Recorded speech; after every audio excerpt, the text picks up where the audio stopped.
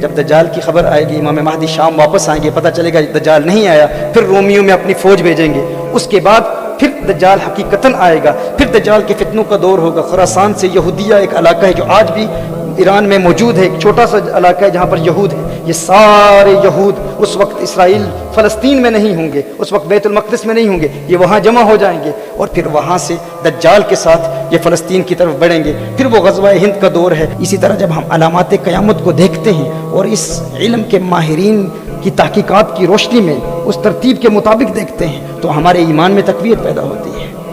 نبی کریم صلی اللہ علیہ وآلہ وسلم نے دور حاضر کے تمام حالات کو واضح طور پر بیان کر دیا۔ ہمیں پتہ ہے فلسطین میں مستقبل میں کیا ہوگا، کیونکہ حضور اکرم صلی اللہ علیہ وآلہ وسلم نے بیان فرمایا ہے۔ یعنی یہ کہہ دینا کہ اب فلسطین مسلمانوں کے ہاتھ سے نکل جائے گا، اب دجالک فورسز کا مکمل تحکم ہوگا، ہم بھول جاتے ہیں۔ ایک ایکرونیم میں نے پیش کیا تھا یہاں پر، مدعی، امام برزنجی کی تحقیق کی روشنی میں نے کہا تھا کہ ایک ایکرونیم، ایک مخفف اگر آپ یاد کر لیں، میم سے مہدی، دال سے دجال، مدعی، مدعی میں 4 حروف ہیں، میم، دال، عین، یا، چونکہ دجال مدعی ہوگا، جھوٹا مدعی ہوگا نبوت کا، پہلے ولایت کا دعویٰ کرے گا، پھر نبوت کا دعویٰ کرے گا اور پھر بالآخر خدائی کا دعویٰ کرے گا۔ تو اس حوالے سے بھی اس ایکرونیم کو مطابقت حاصل ہے اس فن سے۔ تو مدعی ایک ایکرونیم اگر آپ یاد کر لیں، میم سے مہدی، تو سب سے پہلے امام مہدی آئیں گے۔ امام مہدی کے آنے سے قبل کی علامتیں کیا ہیں؟ دریائے فرات سوکھ جائے گا اور ایک سونے کا پہاڑ برآمد ہوگا، اور پھر ایک جنگ ہوگی، اس جنگ کے نتیجے میں ایک خلیفہ بادشاہ کو قتل کیا جائے گا، 3 بیٹوں کو قتل کیا جائے گا، سول وار ہوگا۔ سول وار کے بعد امام مہدی مدینہ منورہ سے مکہ مکرمہ آئیں گے۔ سفیانی کو امام مہدی کے آنے کا علم ہوگا، سفیانی اپنی فوج بھیجے گا، اس کی فوج زمین میں دھس جائے گی، پھر امام مہدی مکہ مکرمہ آئیں گے۔ امام مہدی مکہ مکرمہ آ کر کعبۃ اللہ کے سامنے بیعت لیں گے، اور بڑے بڑے اکابر اولیاء جس میں نجبا، نقبا، عجائب، عراق کے بڑے اولیاء اور بڑے بڑے ابدال امام مہدی کے ہاتھ پر بیعت کریں گے، اور پھر پوری دنیا میں آواز گونجے گی کہ امام مہدی آ چکے ہیں۔ پھر امام مہدی کے ہاتھ پر جب بیعت ہو جائے گی تو پھر امام مہدی 7 یا 9 سال تک حکومت کریں گے۔ پھر زمین سے خزانہ نکلے گا، کعبۃ اللہ کے اندر سے خزانہ نکلے گا، کعبۃ اللہ کی زمین کے نیچے سے خزانہ نکلے گا، اور یہ مسلم دنیا کی اکانومی کے عروج کا دور ہوگا، جب امام مہدی مسلم دنیا کی اکانومی میں مسلم دنیا کے ذریعے اسلام کے رہنما کی صورت میں امام مہدی جب یہ خزانہ پوری دنیا میں پھیلائیں گے، رومی، اور یہاں تک کہ حدیث کے الفاظ ہیں، فاتیکان کا لفظ آیا ہے، فاتیکان جو ویٹیکن سٹی ہے، ویٹیکن سٹی، امام مہدی اپنے فوجیں فاتیکان میں بھیجیں گے، قسطنطینیہ کو آزاد کریں گے، پھر وہ 3 سال ہوں گے، 61 سالی کا زمانہ، پھر الملحمۃ الکبریٰ کا دور آئے گا جسے بائبل میں آرمگیڈن کہا گیا ہے۔ یہ امام مہدی کے 7 سے 9 سال کا زمانہ ہے جو اسلام کے عروج کا زمانہ ہوگا۔ اسلام کے اس عروج کے زمانے کے بعد اس پورے دور میں یہود زائنسٹ موومنٹس، خاص طور پر دی ٹیمپل آف سالمن کی تیسری تعمیر کے لیے کوشش جاری رکھے ہوں گے، ان کی کوشش وہ جاری ہوگی، لیکن وہ امام مہدی کے ساتھ مقابلہ کر رہے ہوں گے۔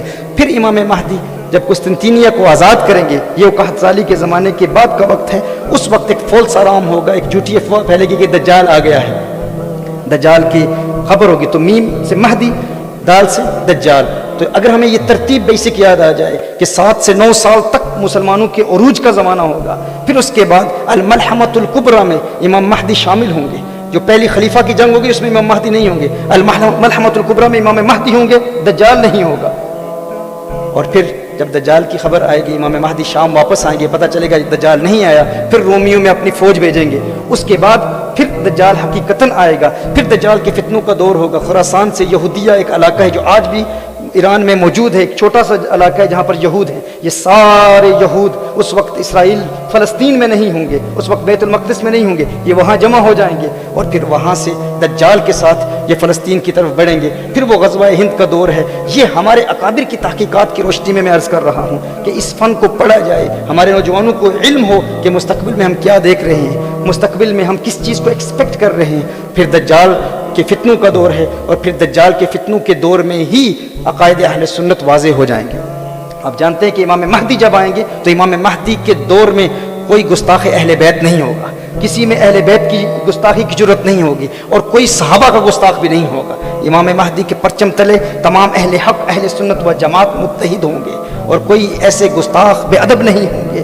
پھر جب دجال کے فتنوں کا دور آئے گا، چند فتنے دجال متعارف کرائے گا، وہ عجیب قسم کے نظریاتی اعتقادی جس میں اسلام میں لوگوں میں کچھ تذبذب پیدا ہوگا، لیکن پھر ان فتنوں کا خاتمہ کون کرے گا؟ سیدنا عیسیٰ علیہ السلام. سو میم سے مہدی، دال سے دجال، عین سے عیسیٰ، پھر عیسیٰ علیہ السلام کا وہ زمانہ اور اس زمانے کی پھر وہ خوبصورت. اس پر آپ ہماری گفتگو سنیں. میں چاہتا ہوں کہ ضرور آپ اس طرف توجہ فرمائیں.